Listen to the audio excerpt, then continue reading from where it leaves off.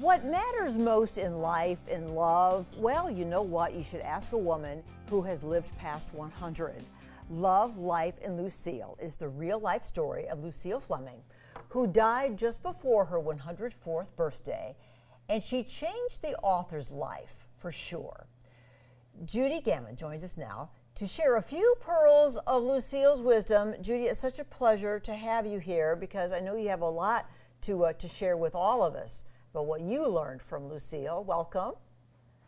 Thank you so much for having me. I'm excited to be here and to share the story. Yeah, I think all of us have older people in our lives who we should be focusing in on more closely, and I think you've really proven that through your story with Lucille. How did you first meet her, Judy? Well, I was working on a book called Age to Perfection, How to Thrive to 100, Happy, Healthy, and Wise. And I interviewed people over 100. It didn't start off that way. I was just gathering science, and one day said, why don't I just ask these people that have lived past 100? And really, the day Lucille and I met was the beginning of an incredible friendship. She had just turned 100, and we stayed attached to the hip until 2 weeks shy of her 104th birthday. Now, she lived in a retirement home or a care center the whole time that you knew her and talked to her for this book? Yeah, she lived in an independent living center. So basically, they have some shared and common areas, like an eating area or maybe some activities areas, but they have their own apartment and their own little kitchenette and such. Well, we're looking at this picture of her, and she's sitting in that chair where she's got that cute, that purple and red crown on. She really does look like an old Hollywood princess, right? I'm so glad that you said that because a lot of people that knew her said, gosh, she missed her calling. She should have been in Hollywood. Yeah. She just was beautiful and amazing. I'm hoping that this book makes it to the big screen and that Lucille's role can just be a defining role for someone because she was just so full of life. Well, I can see this. I mean, it's amazing, the outfits, just to start with that.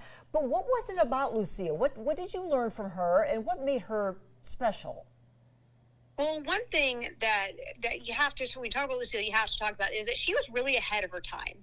I mean, this is a lady who was born the year the Titanic sank, who came to the United States from Canada with a locket around her neck and a suitcase in her hand and put herself through nursing school. So she really was a pioneer for so many women who didn't even know she existed.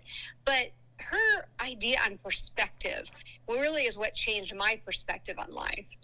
And what is that exactly? When we talk about perspective because of the years she lived, the number of years, or the how full and fulfilling her life was? Is it both? I think it was both, and really her outlook. Like she said once to me, and this is before, keep in mind, this was before 2016, she said to me, there's always been times in history where we don't agree on the music. We don't agree with the politics. We don't agree with certain things. And we think, oh, this is the end of the country, the end of the world, or the end of the world's coming.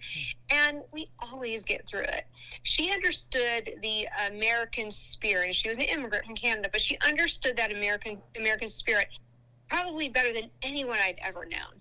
And she just knew that there's going to be things that tie us up emotionally, mentally, but we're going to make it through it.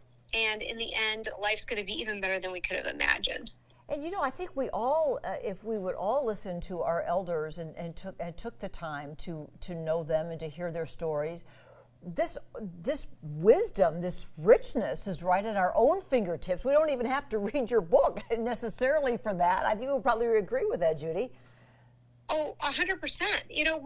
We have these people walking around right amongst us, and I like to refer to them as unburied treasure.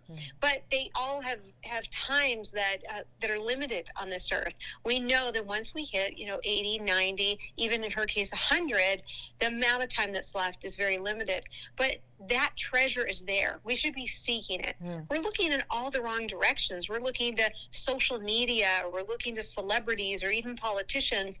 Boy, the amount of wisdom that is walking around in our population, our elder population, is incredible. We have to tap in on it.